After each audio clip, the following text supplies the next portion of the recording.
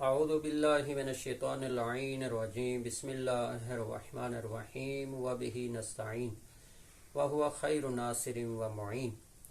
عزیزان گرامی، پروردگار عالم نے یہ ارشاد فرمایا کہ یا ایہا الذین آمنوا کتب علیکم الصیام کما کتب علی الذین من قبلکم لعلکم تتقون۔ تو اسی آیہ کے ذیل میں ہم نے اس سے پہلے گفتگو کی اور اس میں یہ عرض کیا تھا کہ گفتگو جو ہے وہ 3 مراحل میں ہوگی۔ پہلے مرحلے میں اب ہم نے گفتگو کی اس بات پہ کہ خدا کا کوئی بھی کام بغیر ہدف و مقصد کے نہیں ہوتا، اور یہ عرض کیا کہ جب ہمارا کام جو کہ ہم مخلوق ہیں پروردگار عالم کی، ہمارا کام جب بغیر ہدف و مقصد کے نہیں ہوتا تو خدا کا کام کیسے بغیر ہدف و مقصد کے ہو سکتا ہے۔ تو یہ پہلے مرحلے میں ہم نے گفتگو کی۔ آج دوسرے مرحلے میں گفتگو کر رہے ہیں اسی آیہ کے ذیل میں۔ تو اس گفتگو کے 3 جز ہوں گے۔ پہلے جز میں ہم نے یہ عرض کرنا ہے کہ دیکھیں، جیسے کہ عرض کیا کہ خدا کا کوئی بھی کام بغیر ہدف و مقصد کے نہیں ہوتا، ہمارا کام بھی بغیر ہدف و مقصد کے نہیں ہے، لیکن ہدف و مقصد میں فرق ہوتا ہے۔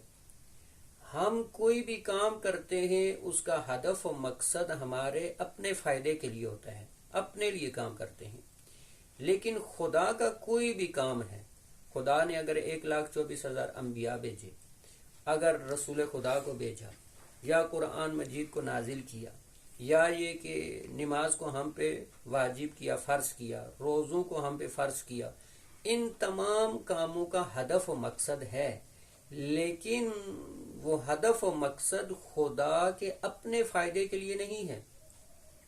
خدا نے ان تمام چیزوں کو فرض کیا، واجب کیا ہم پہ ہمارے فائدے کے لیے۔ ہمارا وہ فائدہ کیا ہے؟ یہ دوسرا جز۔ ہمارا فائدہ یہ ہے کہ خداوند متعال نے یہ ساری چیزیں ہم پہ واجب کیں، فرض کیں، تاکہ ہم متقی بن جائیں۔ یہ دوسرا جز ہوگا گفتگو کا کہ آپ نے یہ دیکھیں، قرآن مجید آپ پڑھتے ہوں گے، آپ نے سنا بھی ہے، بہت جگہوں پہ خداوند متعال نے یہ ارشاد فرمایا کہ یہ کام کرو تاکہ متقی بن جاؤ، یہ کام کرو تاکہ متقی بن جاؤ۔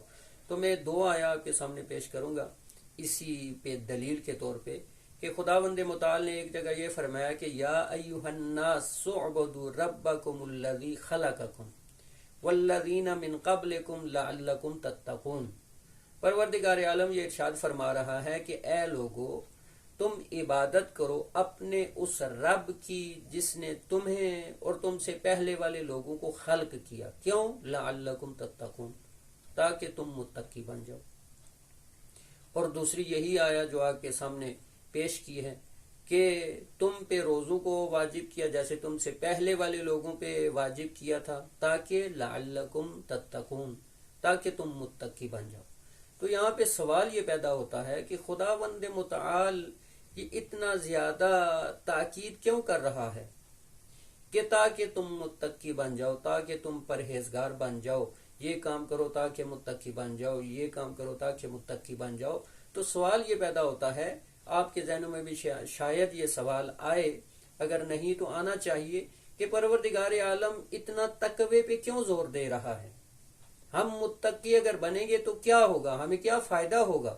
تو خود خدا ہی قرآن مجید میں یہ ارشاد فرما رہا ہے، فاتقوا اللہ یا اولی الالباب لعلکم تفلحون۔